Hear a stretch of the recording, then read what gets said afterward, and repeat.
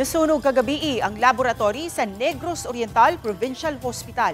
Pipila ka mga pasyente sa Pedia Department, gipaagi na lang sa bintana. Ang detalye sa report ni Orchids Lapinkaw.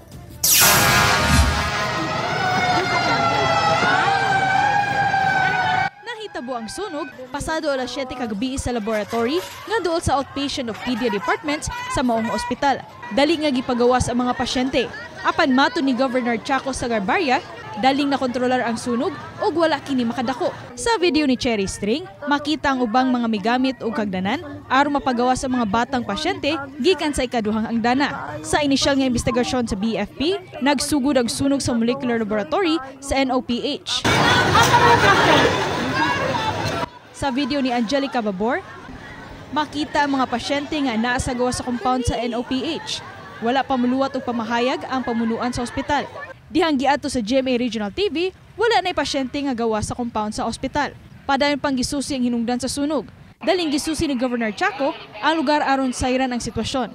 Because of this, we will have to reassess all the wirings here in the provincial hospital to make sure this will not happen again. Swerte kaayo taron na it's just the old part of the hospital which is magabi walay tawo because it's the laboratories.